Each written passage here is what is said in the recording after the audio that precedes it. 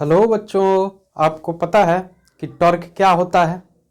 Torque के बारे में आपने सुना होगा। गाड़ियों के इंजन में टॉर्क नाम का एक क्वांटिटी होता है और आपने सुना होगा कि फलानी गाड़ी इतना टॉर्क की है। किसी गाड़ी का टॉर्क ज़्यादा होता है, किसी गाड़ी का टॉर्क कम होता है।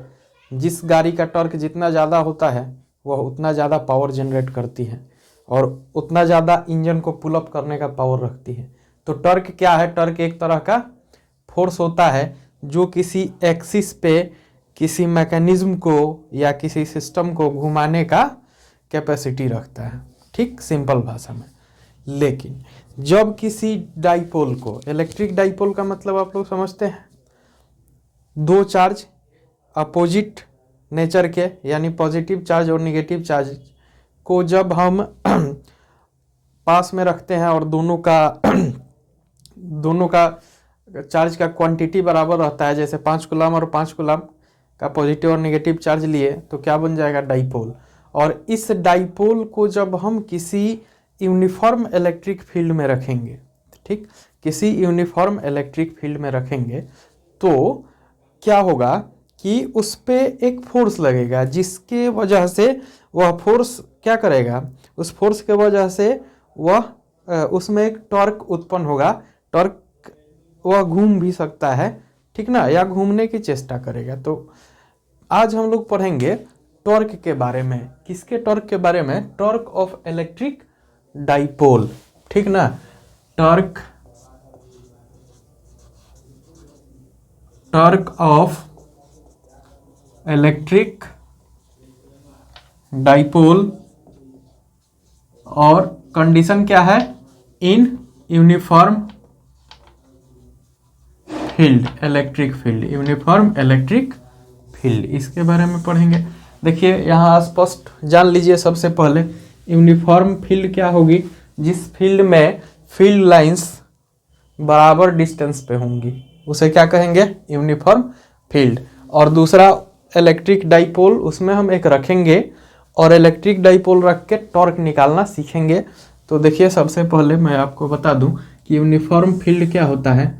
ये मान के चलो कि कोई एक फील्ड इस तरह से है कि जिसमें जितने भी फील्ड लाइंस हैं वह सेम डिस्टेंस पे हैं, ठीक ना, बराबर डिस्टेंस पे हैं, यूनिफॉर्मलिटी मेंटेन कर रही हैं। तो कौन सा फील्ड बन गया बाबू? ये बन गया यूनिफॉर्म इलेक्ट्रिक फील्ड। अब इस यूनिफॉर्म इलेक्ट्रिक फील्ड में हमने एक डाइपोल रखा। क्या रखा? एक डाइपोल। और उस डाइपोल में हमने विक्षेप कर दिया, ठीक ना। विक्षेप माने क्या? डिफ्लेक्शन हमने कर दिया। तो मान के चलो कि एक इलेक्ट्रिक फील्ड इस तरह, एक इलेक्ट्रिक डाइपोल इस तरह से रखा हुआ है कि जिसका एक चार्ज यहाँ पे है, ठीक, और एक चार्ज यहाँ पे है। तो ये हो गया हमारा इलेक्ट्रिक फील्ड में रखा हुआ एक डाइपोल जो इलेक्ट्रिक फील्ड लाइन के साथ थीटा एंगल बना रहा है। कितना एंगल बना रहा है? थीटा एंगल बना रहा है। और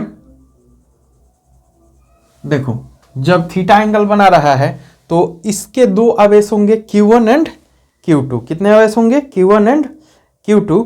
और दोनों आवेशों पे ये इलेक्ट्रिक फील्ड क्या करेगी? फोर्स लगाएगी।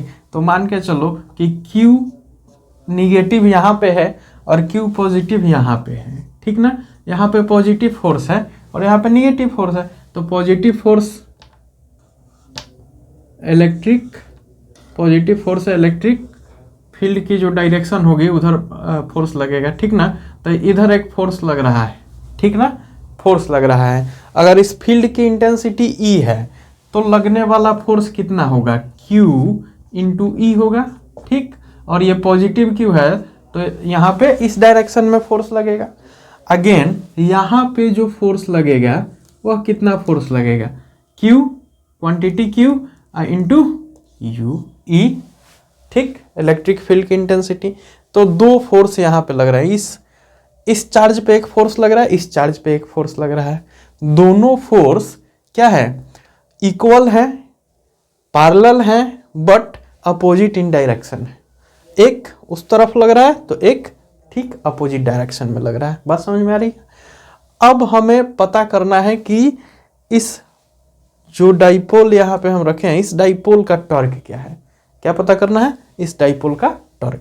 तो आइए सबसे पहले हम एक और क्वांटिटी जान लेते हैं कि यहाँ पे लगने वाला फोर्स, ठीक ना, यहाँ पे लगने वाला फोर्स मान लो F1 है और यहाँ पे लगने वाला फोर्स F2 है। तो F1 और F2 के बीच की जो परपेंडिकुलर डिस्टेंस है वह कितनी है, तो मान के चलो कि ये P है, ठीक, ये क्या है P, और ये जो पॉइंट है ये B पॉइंट है और ये A पॉइंट है। तो हमने क्या कंसीडर किया है, ध्यान दीजिएगा, हम कंसीडर किए हैं कि एक इलेक्ट्रिक फील्ड जिसकी इंटेंसिटी E है में हमने AB एक डाइपोल रखा हुआ है, डाइपोल का मिड पॉइंट यहाँ पे है और डाइपोल इलेक्ट्रिक फील्ड के साथ थीटा एंगल बना रही है। कितना एंगल बना रही है, ये एंगल थीटा बना रही है। तो पॉइंट B पे जहाँ -Q चार्ज रखा हुआ है, QE फोर्स लग रहा है जिसे हम फोर्स 1 कह रहे हैं, और पॉइंट A पे जहाँ पॉजिटिव Q फोर्स लग रहा है, Q पॉजिटिव चार्ज रखा हुआ है, QE फोर्स लग रहा है जिसे हम F2 कह रहे हैं। तो F2 और F1 के बीच की परपेंडिकुलर डिस्टेंस क्या होगी, परपेंडिकुलर डिस्टेंस AP होगी, ठीक, AP ये परपेंडिकुलर डिस्टेंस होगी। तो सबसे पहले टॉर्क, टॉर्क क्या होता है, तो टॉर्क का डेफिनेशन होता है बाबू, torque is equal to force any one of this force, किसी एक फोर्स को ले लेंगे चूंकि दोनों का क्वांटिटी बराबर है। तो फोर्स इनटू परपेंडिकुलर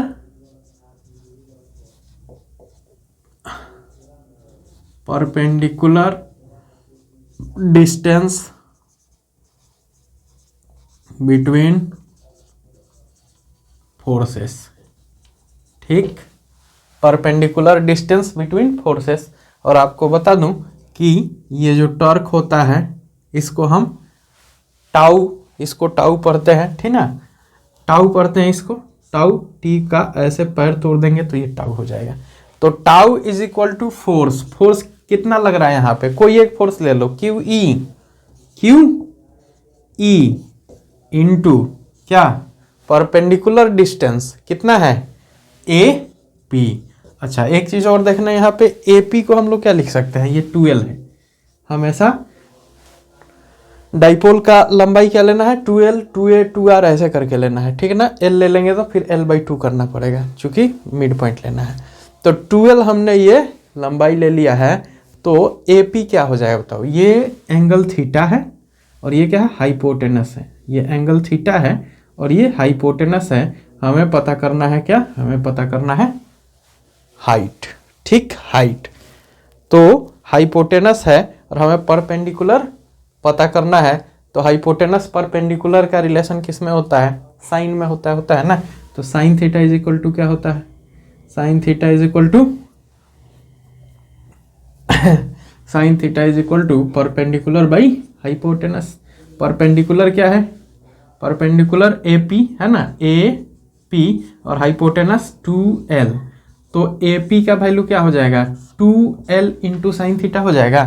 तो हम लोग इसको लिख सकते हैं कि tau is equal to QE into 2L क्या, साइन थीटा, लिख सकते हैं ना, AP की जगह sine theta.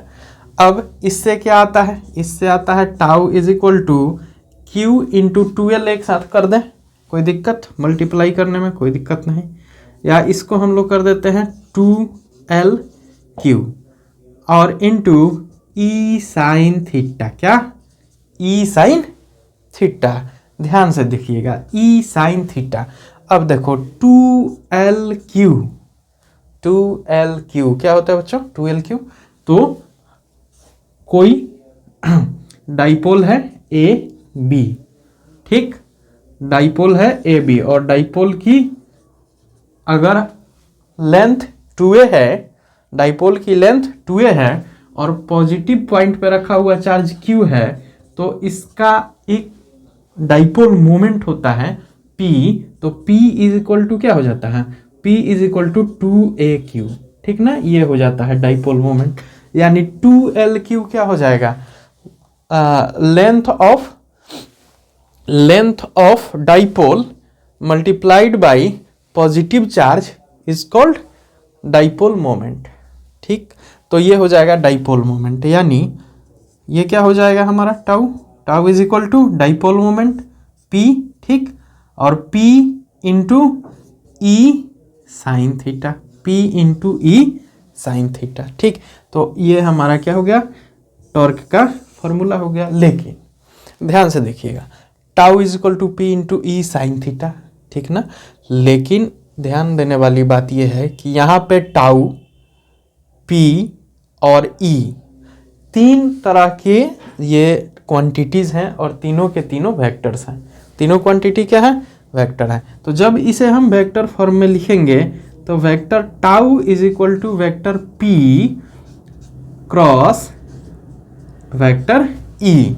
Electric field intensity भी वेक्टर है, तो हमारा वेक्टर फॉर्म में टॉर्क का फॉर्मूला ये हो गया, इसको हम लोग मान लेते हैं। ठीक ना, ये हमारा वेक्टर फॉर्म में क्या हो गया, टॉर्क का फॉर्मूला। किसका टॉर्क, इलेक्ट्रिक डाइपोल का टॉर्क। और इलेक्ट्रिक डाइपोल कहाँ रखा हुआ है, तो ये किसी यूनिफॉर्म इलेक्ट्रिक फील्ड में रखा हुआ है। ठीक, एक बात और यहाँ पे देखिए कि टाउ का मान मैक्सिमम कब होगा, यानी टाउ मैक्स आपको निकालने के लिए क्या चाहिए, टाउ मैक्स। तो टाउ मैक्स यहाँ साइन थीटा है, थीटा कौन सा है, ये है। तो देखो टाउ मैक्स ये वाला जब है, ये वाला पूरा ऐसे हो जाएगा, यानी ये थीटा 90 डिग्री हो जाएगा, तब टाउ का मान जो होगा वह मैक्स होगा। ठीक ना, टॉर्क मैक्स होगा। तो tau max is equal to, tau max किस कंडीशन में होगा, theta is equal to 90 degree.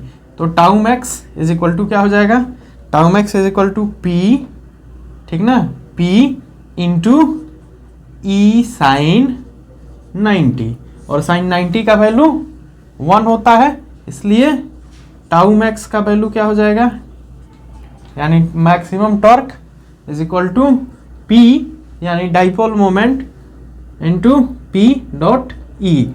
अच्छा, इस बात पे भी ध्यान दीजिएगा, पी डॉट ई और पी क्रॉस ई में क्या होता है, डिफरेंस होता है। ये वेक्टर प्रोडक्ट है और ये स्केलर प्रोडक्ट है, दो वेक्टर्स का स्केलर प्रोडक्ट और ये दो वेक्टर का वेक्टर प्रोडक्ट। ठीक ना, तो tau max is equal to P into E, किस कंडीशन में, when theta is equal to 90 degree. ठीक ना, तो आई होप कि आपको ये समझ में आ गया होगा। एक बार मैं फिर से आपको बता दूं कि टॉर्क माने क्या यहाँ पे होगा। तो ध्यान दीजिएगा कि यहाँ Q पॉजिटिव Q चार्ज है और यहाँ निगेटिव Q चार्ज है। तो जब इसको हम विक्षेपित कर रहे हैं या ये इस फील्ड के साथ थीटा डिग्री एंगल बना रहा है, तो ये फील्ड इसके इस चार्ज पे, डाइपोल के इस चार्ज पे और डाइपोल के इस चार्ज पे एक तरह से फोर्स लगा रही है। ठीक ना, सोचिए, एक हमने ये ऐसे रख दिया तो इधर भी, इधर ऐसे फोर्स लग रहा है, ऐसे इस डायरेक्शन में, इधर ऐसे फोर्स लग रहा है। तो अब बताइए ये क्या होगा, ऐसे ये घूमेगा कि नहीं, घूमने लगेगा। तो घूमने लगेगा तो घूमने वाला फोर्स क्या कहलाता है, टॉर्क। तो यहाँ एक कपल ऑफ फोर्स बनेगा, कपल बनेगा, और उसी कपल का हम लोग क्या निकालेंगे, टॉर्क निकालेंगे।